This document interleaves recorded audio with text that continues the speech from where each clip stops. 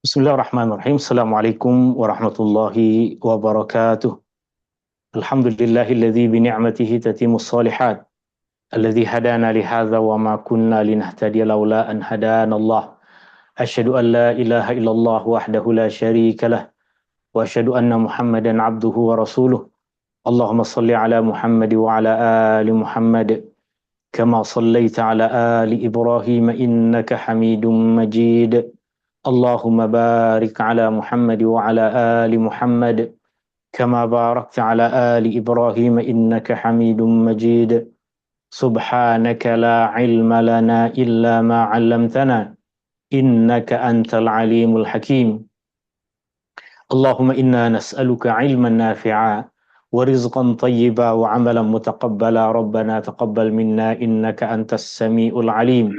وتب علينا إنك أنت التواب الرحيم. ربنا آتنا في الدنيا حسنة وفي الآخرة حسنة وقنا عذاب النار. وصلى الله على النبي محمد والحمد لله رب العالمين. Tuan-tuan, puan-puan, hadirin yang dirahmati Allah Subhanahu wa taala. Ini adalah perjumpaan kita yang ke-12 dalam ayat dan hikmah dari surah Al-Furqan. Sila tuan-tuan dan puan-puan sediakan nota tafsir Ibnu Katsir dan mushaf Al-Quran yang ada terjemahannya untuk kita tengok pada ayat-ayat yang insyaAllah kita akan pelajari dan kita akan kupas dalam majlis ilmu kita di petang hari ini. Dan seperti biasa tuan-tuan dan puan-puan, jika ada apa-apa soalan, ada apa-apa kemusykilan, tuan-tuan dan puan-puan boleh terus bertanya, boleh dengan membuka mikrofon atau dengan menulis soalan di dalam chat room yang ada di dalam Zoom meeting ini. Dan insyaAllah kita boleh mulakan majlis ilmu kita di petang hari ini dengan membaca Bismillahirrahmanirrahim. Surah Al-Furqan seperti yang telah kita pelajari masuk dalam himpunan surah-surah Makkiyah diturunkan di Mekah sebelum Rasulullah SAW hijrah ke Madinah. Di dalam Al-Quran ianya boleh kita jumpai pada susunan yang ke-25. Dan tema utama dari surah yang mulia adalah mengambil peringatan dari Al-Quran yang Allah turunkan sebagai Al-Furqan, pembeza antara keingkaran dan keimanan. Isi kandungan dari surah Al-Furqan sama seperti banyak surah-surah Makkiyah yang lain, yaitu berbicara tentang keimanan. Keimanan kepada Al-Quran, keimanan kepada hari akhir, dan itu yang kita akan banyak jumpai di dalam surah Al-Furqan ini. Pada bahagian yang kedua, yaitu keimanan akan akhirat dan balasan bagi orang-orang yang mengingkarinya, kita boleh perincikan ianya kepada perincian berikut. Mula dari ayat 10 hingga ayat yang ke-20 berkaitan tentang keingkaran orang-orang musyrik dan keadaan manusia di akhirat nanti. Ayat 21 hingga ayat 29 berkaitan dengan orang kafir sentiasa memberikan alasan untuk menolak seruan para nabi dan rasul. Pada bahagian yang ketiga, mula dari ayat yang ke-30 sehingga ayat yang ke-60, dan itu menjadi bahagian dari ayat yang insyaAllah kita akan kupas dalam majlis ilmu kita di petang hari ini. Ia membahas tentang setiap nabi, setiap rasul yang Allah Subhanahu wa taala utus mesti berhadapan dengan orang-orang yang ingkar. Setiap orang yang menyampaikan kebaikan, setiap orang yang menyampaikan kebenaran, mesti akan berhadapan dengan orang-orang yang menentangnya, orang-orang yang menolaknya. Demikian sunatullah pada nabi-nabi dan rasul-rasul yang Allah Subhanahu wa taala utuskan. Di bagian akhir dari surah Al-Furqan nanti kita akan menjumpai ayat-ayat yang Allah Subhanahu wa taala perincikan kepada kita tentang sifat ibadur rahman. Ini ayat yang insyaAllah kita akan baca dalam majlis ilmu kita di petang hari ini, mula dari ayat yang ke-41 sehingga ayat yang ke-44. Kita baca sedikit demi sedikit apa yang ada di dalam ayat ini, berasaskan kepada apa yang ditulis oleh Al-Imam Ibnu Katsir rahimahullahu taala di dalam kitab tafsirnya. Allah Subhanahu wa taala pada ayat yang ke-41 berfirman, A'udzubillahi minasyaitonir rajim. Wa idza ra'auka yattakhizunaka illa huzwa ahadza alladzi ba'atsallahu rasula. Dan apabila mereka melihatmu, dan apabila mereka di sini sudah tentu orang-orang yang musyrik, orang-orang yang kafir, orang-orang yang ingkar, orang-orang yang tidak beriman. Apabila mereka, yaitu orang-orang musyrik, apabila mereka, yaitu orang-orang kafir, orang-orang yang tidak beriman, ra'auka, apabila mereka melihatmu, wahai Rasulullah sallallahu alaihi wasallam, bagaimana pandangan mereka, orang-orang musyrik, ketika mereka melihat Rasulullah sallallahu alaihi wasallam? Tentunya selepas Rasulullah sallallahu alaihi wasallam menyampaikan seruan dakwah kepada mereka. Adapun sebelum Rasulullah sallallahu alaihi wasallam memulakan seruan dakwah kepada mereka, ketika Rasulullah sallallahu alaihi wasallam hidup di antara mereka sebagai seorang manusia, sebelum lagi Rasulullah sallallahu alaihi wasallam mendapatkan perintah untuk berdakwah, Rasulullah sallallahu alaihi wasallam diakui mereka sebagai orang yang baik, orang yang mulia, orang yang jujur. Tetapi selepas Rasulullah sallallahu alaihi wasallam menyerukan kepada mereka untuk beribadah, untuk menghambakan diri kepada Tuhan yang satu, ketika Rasul menyeru mereka untuk taat kepada Allah Subhanahu wa taala, untuk beriman kepada kebenaran yang dibawa oleh Rasulullah sallallahu alaihi wasallam, baru mereka menampakkan wajah asli mereka, yaitu kekufuran, keingkaran dan penentangan pada kebenaran yang dibawa oleh Rasulullah sallallahu alaihi wasallam. Mereka menganggap Rasulullah sallallahu alaihi wasallam, menjadikan Rasulullah sallallahu alaihi wasallam sebagai ejek-ejekan. Iyattakhidunaka illa huzwa. Bahkan mereka dengan merendahkan dan mengejek Rasulullah sallallahu alaihi wasallam, mereka mengatakan, ahadzal ladzi ba'atsallahu rasula. Adakah ini orang yang diutus oleh Allah sebagai rasul? Kenapa Rasul dipilih dari golongan orang seperti itu?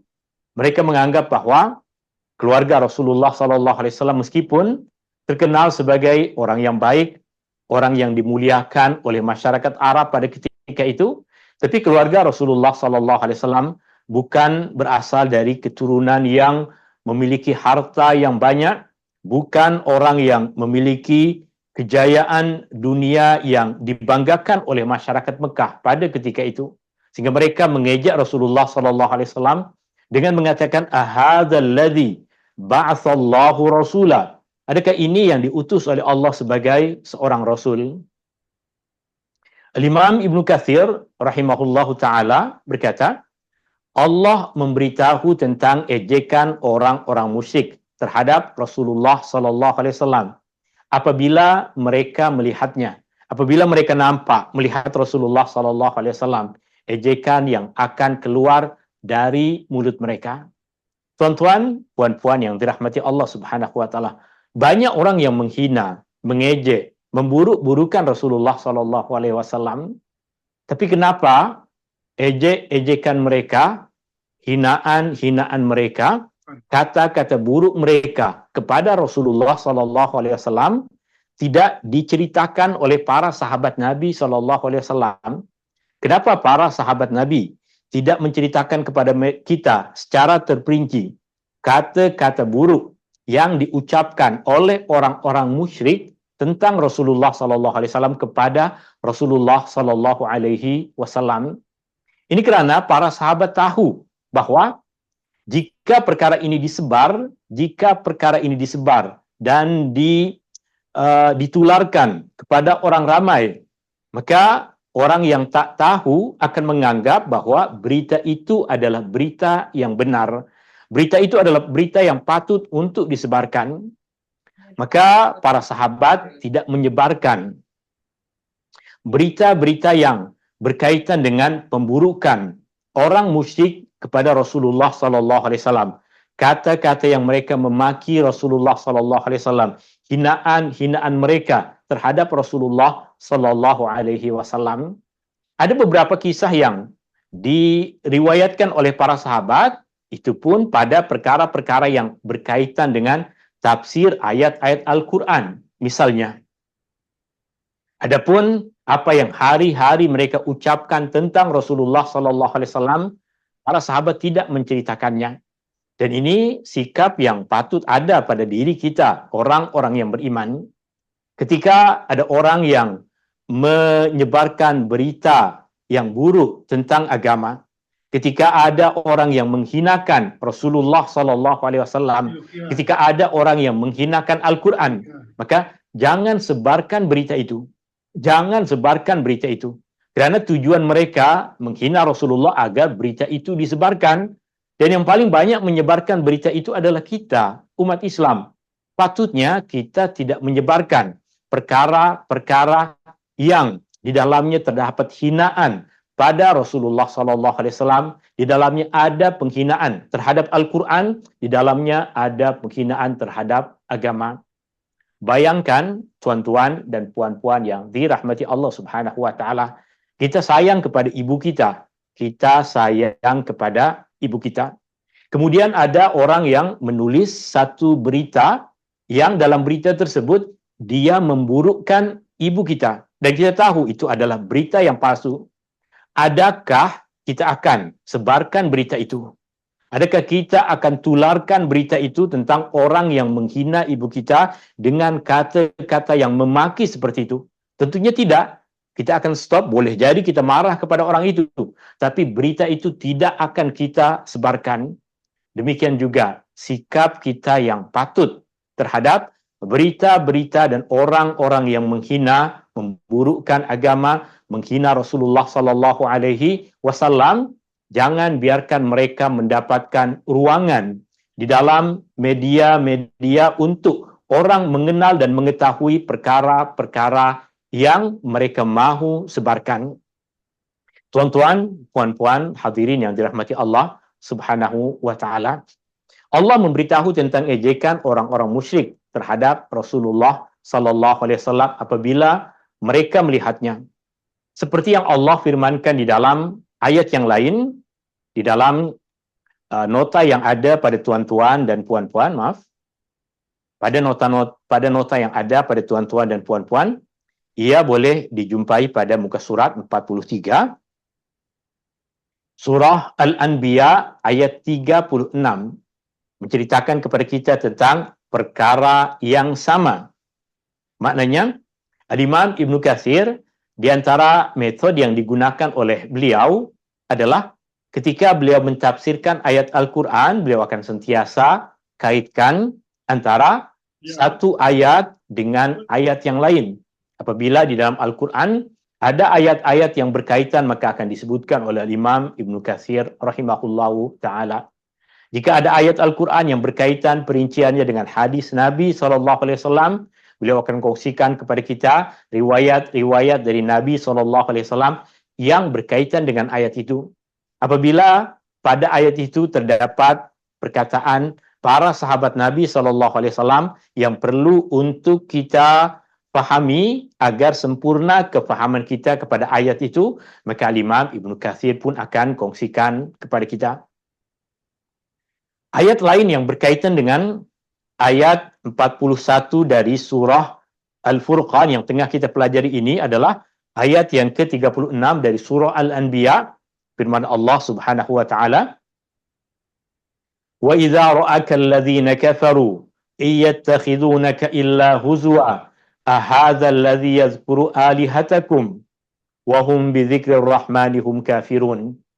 Dan apabila orang-orang kafir itu melihatmu, apabila mereka, orang-orang musyrik itu, orang-orang kafir itu melihat engkau, wahai Muhammad, mereka hanyalah menjadikan perkara yang engkau sampaikan itu sebagai ejekan sahaja.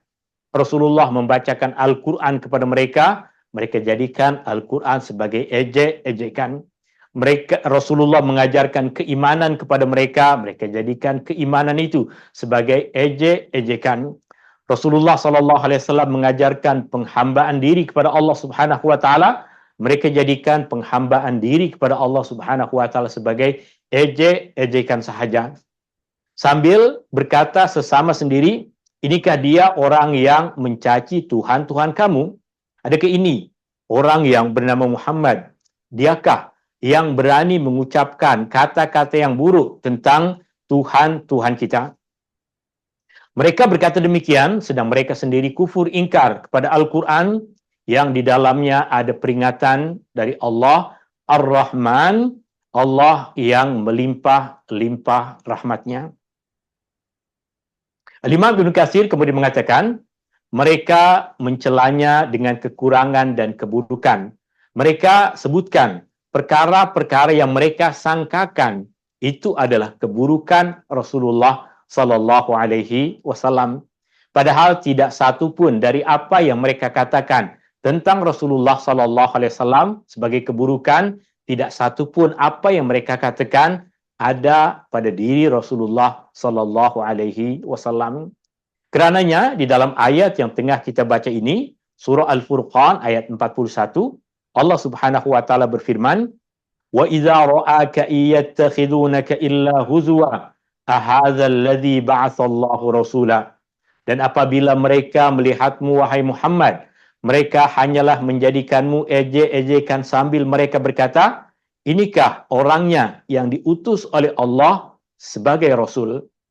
Dengan maksud merendahkan dan menghina Rasulullah sallallahu alaihi wasallam.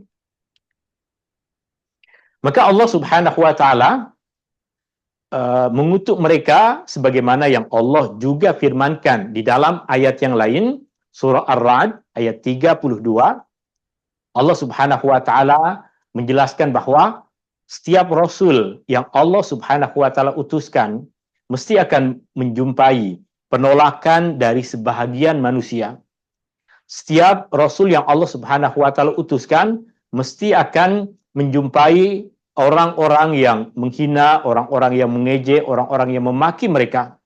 Allah berfirman di dalam ayat ini, "Walaqad istuhzi'a birusulin min qablik." Dan sungguh telah pun diejek-ejek rasul-rasul yang datang sebelum kamu, wahai Muhammad.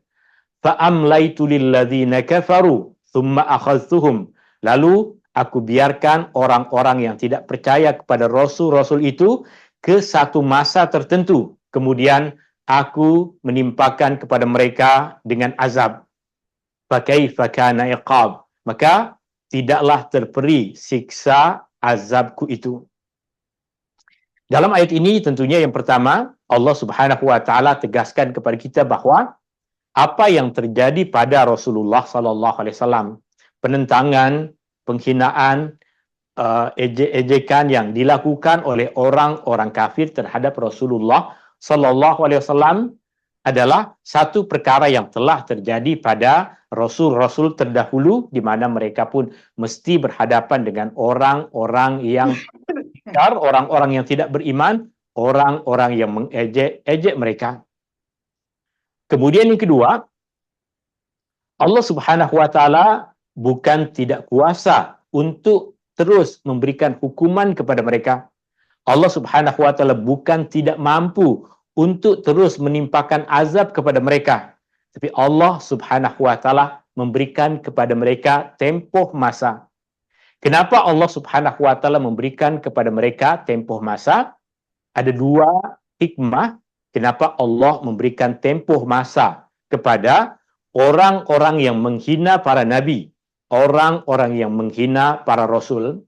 Yang pertama adalah agar mereka boleh sedar, agar mereka boleh berfikir, agar mereka boleh insaf, agar mereka boleh bertaubat kepada Allah Subhanahu wa taala. Seperti yang terjadi pada masa Rasulullah sallallahu alaihi wasallam. Banyak golongan orang yang dahulu menghina, memusuhi Rasulullah sallallahu alaihi wasallam, kemudian bertukar kepada golongan orang-orang yang mencintai dan mempertahankan dakwah Rasulullah sallallahu alaihi wasallam. Ini hikmah yang pertama, kerana Meskipun seseorang ingkar kepada Allah, meskipun orang menghina Rasulullah sallallahu alaihi wasallam, yang mengetahui akhir kehidupan seseorang adalah Allah Subhanahu wa taala, kita boleh jadi menyangkakan orang yang melakukan satu perbuatan yang buruk akan mati dalam keadaan buruk seperti itu. Jika kita beranggapan seperti itu, maka susah untuk kita memahami bagaimana dulu para sahabat Nabi SAW bertukar keadaan dari orang-orang yang semula memusuhi Rasulullah SAW, selepas cahaya keimanan mantap di dalam hati mereka, bertukar menjadi golongan orang-orang yang berjuang bersama dengan Rasulullah SAW. Itu hikmah yang pertama. Hikmah yang kedua adalah Allah Subhanahu wa taala memberikan kepada mereka tempoh masa sebagai satu istidraj. Allah biarkan mereka dalam kekufuran yang mereka mahu. Allah biarkan mereka dalam kesesatan yang mereka inginkan, agar semakin bertambah kekufuran mereka, semakin bertambah kesesatan mereka, sehingga Allah sebutkan di dalam ayat ini, "Tsumma akhadhtuhum", kemudian aku akan timpakan mereka dengan azab. Maknanya, jika ada orang yang menghina Rasulullah SAW, menghina agama, menghina Al-Quran, maka dan Allah Subhanahu wa taala berikan kepadanya umur yang panjang, maka dia berada pada salah satu dari dua keadaan ini. Yang pertama adalah Allah Subhanahu wa taala menghendaki agar dia bertaubat kepada Allah, atau ia adalah satu istidraj yang Allah Subhanahu wa taala berikan kepadanya sehingga semakin banyak dosa yang perlu dia pikul dan semakin besar azab yang menanti dia di akhirat. Ayat yang ke-42, Allah Subhanahu wa taala berfirman, "Wa in kada la yudilluna an alihatina laula an sabarna."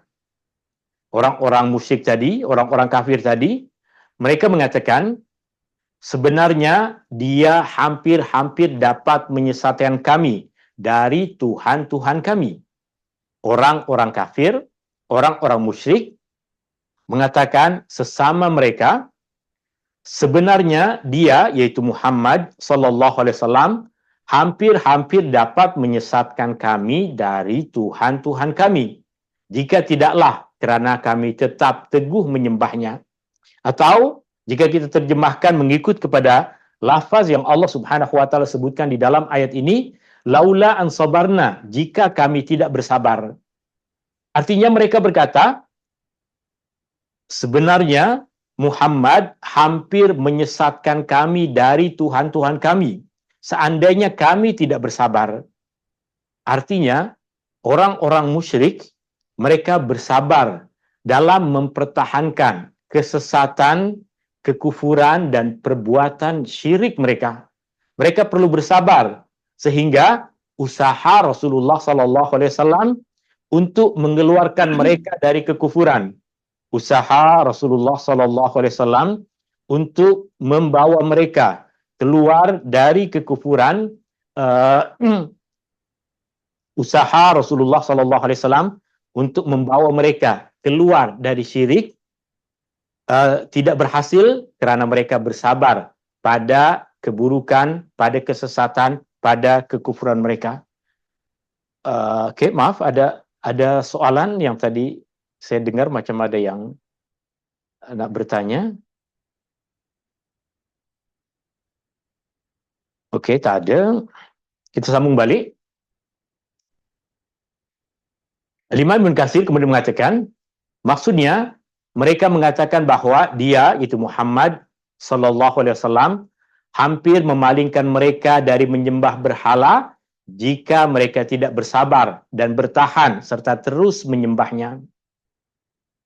Artinya, pengajaran yang besar dari ayat ini adalah jika orang-orang yang musyrik, jika orang-orang yang kafir mampu bersabar untuk mempertahankan syirik yang ada pada mereka, jika mereka boleh bersabar untuk mempertahankan kekufuran mereka, jika mereka boleh bersabar untuk mempertahankan kesesatan mereka, tidakkah kita umat Rasulullah sallallahu alaihi wasallam perlu lebih kuat kesabaran kita dalam mempertahankan kebenaran, dalam mempertahankan keimanan yang diajarkan oleh Rasulullah sallallahu alaihi wasallam? Kerana kita dah sering mempelajari tuan-tuan dan puan-puan yang dirahmati Allah Subhanahu wa taala, bahawa kesabaran di dalam agama bukan sahaja kesabaran ketika kita menghadapi musibah, ketika kita menghadapi ujian dari Allah Subhanahu wa taala. Banyak bentuk-bentuk kesabaran. Kesabaran yang pertama adalah kesabaran dalam menghadapi ujian, dalam menghadapi bencana, dalam menghadapi kesusahan yang Allah Subhanahu wa taala timpakan kepada kita. Dan itu adalah kesabaran yang paling ringan, kesabaran yang paling mudah. Kesabaran yang lebih tinggi dari itu adalah kesabaran untuk meninggalkan dosa, meninggalkan maksiat, meninggalkan perkara-perkara yang dilarang oleh Allah, perkara-perkara yang diharamkan oleh Allah. Itu kesabaran yang lebih berat. Kerana untuk meninggalkan dosa, kita perlu bersabar. Untuk meninggalkan maksiat yang kita sudah terbiasa untuk melakukannya, itu memerlukan perjuangan dan kesabaran yang besar. Dan kesabaran yang paling tinggi adalah kesabaran dalam mempertahankan keimanan, dalam melakukan kebaikan yang Allah Subhanahu wa taala perintahkan kepada kita. Untuk kita mempertahankan keimanan di dalam diri kita ketika cabaran di dalam kehidupan ini datang dari semua arah pada kita. Terkadang dari keluarga kita, terkadang dari sahabat-sahabat kita, terkadang dari orang-orang yang kita kenal, menentang keimanan kepada Allah Subhanahu wa taala yang kita cuba untuk pertahankan. Ini tentunya tidak semua keadaan seperti itu. Selalunya kita sebagai orang yang beriman hidup bersama dengan ahli keluarga orang-orang yang beriman. Tapi meskipun demikian, kita sedar bahawa ada sebahagian dari saudara kita yang hidup bukan dalam persekitaran orang-orang yang beriman. Tentunya cabaran bagi mereka untuk mempertahankan keimanan, cabaran bagi mereka untuk mempertahankan kebenaran, cabaran bagi mereka untuk mempertahankan amalan-amalan yang diperintahkan oleh Allah Subhanahu wa taala adalah lebih besar dibandingkan dengan apa yang kita hadapi. Jika orang-orang yang kafir boleh bersabar, jika orang-orang yang musyrik boleh bersabar untuk mempertahankan kesesatan, kekufuran dan perbuatan syirik mereka, sudah tentu kita yang berpegang kepada kebenaran, berpegang kepada keimanan, berpegang kepada petunjuk, sudah tentu tuntutan untuk kita bersabar lebih besar lagi, lebih kuat lagi. Allah Subhanahu wa taala mengancam mereka, Allah Subhanahu wa taala memberikan ancaman kepada mereka, orang-orang yang menghina Rasulullah sallallahu alaihi wasallam tadi, orang-orang yang memburukkan Rasulullah sallallahu alaihi wasallam tadi, dengan firman-Nya pada ayat yang ke-42, wa sawfa ya'lamuna hina yarawnal 'adzaba man adallu sabila. Dan mereka akan mengetahui kelak ketika mereka melihat azab siksa. Ketika mereka Allah perlihatkan neraka, siapakah sebenar-benarnya yang sesat jalannya. Kemudian Allah Subhanahu wa taala berfirman kepada nabinya sallallahu alaihi wasallam mengingatkan bahawa sesiapa yang telah ditakdirkan oleh Allah untuk mendapatkan kesengsaraan dan kesesatan, maka tiada siapa yang dapat memberinya petunjuk kecuali Allah Subhanahu wa taala. Ini mengajarkan kepada kita bahawa segala sesuatu yang terjadi pada manusia, segala sesuatu yang terjadi di alam semesta ini hanya boleh terjadi dengan izin dan kehendak Allah. Apapun usaha kita untuk menyampaikan kebenaran, apapun usaha kita untuk menyeru kepada kebaikan, usaha tersebut mesti akan dibalas dengan baik oleh Allah Subhanahu wa taala. Tapi hati orang yang telah tertutup, hati orang yang telah hitam, hati orang yang telah gelap, manusia tidak dapat membersihkannya. Hanya Allah Subhanahu wa taala yang boleh memberikan cahaya pada hati yang telah gelap itu. Hanya Allah Subhanahu wa taala yang boleh membuka hati yang telah tertutup itu. Kita hanya mampu melakukan usaha. Kita hanya mampu untuk berdoa. Kita hanya mampu untuk memberikan petunjuk jalan yang membuka hati, yang memberikan cahaya keimanan hanyalah Allah Subhanahu wa taala. Terlebih lagi orang-orang yang telah menjadikan hawa nafsu sebagai Tuhan yang disembah. Maka Allah Subhanahu wa taala tegaskan di dalam ayat ini pada ayat yang ke-43, ara'aita man ittakhadha ilahahu hawa. Nampakkah engkau wahai Muhammad keburukan keadaan orang yang menjadikan hawa nafsunya itu sebagai Tuhan yang dipuja dan ditaati? Maksudnya, apa sahaja yang dianggap baik, yang dilihat baik oleh hawa nafsunya, itu yang akan dijadikan agama, itu yang akan dijadikan sebagai pegangan. Kita orang yang beriman, petunjuk agama datang dari kebenaran yang dibawa oleh Rasulullah sallallahu alaihi wasallam. Rasulullah sallallahu alaihi wasallam ditugaskan oleh Allah Subhanahu wa taala sebagai rasul yang membawa agama dan syariat kepada kita. Maka agama, petunjuk dan syariat datang dari Allah Subhanahu wa taala diturunkan kepada Rasulullah sallallahu alaihi wasallam. Petunjuk yang dibawa oleh Rasulullah sallallahu alaihi wasallam itulah pegangan kita di dalam agama. Kebenaran yang dibawa oleh Rasulullah sallallahu alaihi wasallam itulah agama yang patut untuk kita ikuti. Oleh itu Allah berfirman di dalam ayat ini, afa anta takunu alaihi wakila, maka dapatkah engkau wahai Muhammad menjadi pengawas yang menjaganya?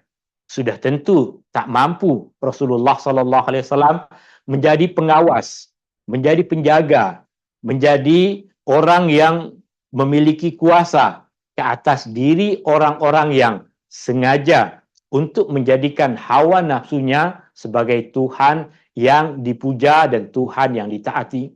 Rasulullah sallallahu alaihi wasallam hanya boleh memberikan petunjuk. Rasulullah sallallahu alaihi wasallam hanya boleh menyampaikan kebenaran kepada manusia.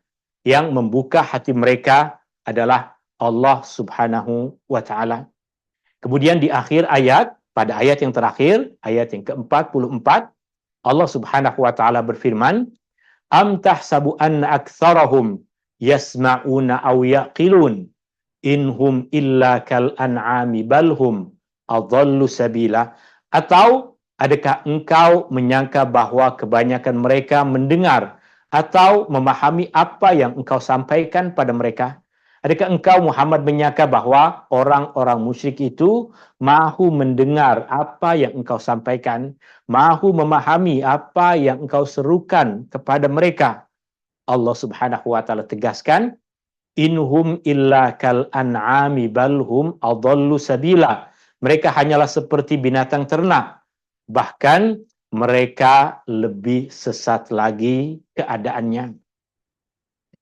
Imam Ibnu Katsir mengatakan, keadaan mereka lebih buruk daripada binatang ternak yang berkeliaran, kerana binatang ternak itu tahu apa yang menjadi tujuan penciptaannya. Sedangkan mereka manusia-manusia yang menolak kebenaran Rasulullah sallallahu alaihi wasallam itu, mereka diciptakan untuk menyembah Allah sahaja tanpa menyekutukannya dengan sesuatu apapun. Tetapi mereka telah menyembah selain Allah dan menyekutukannya.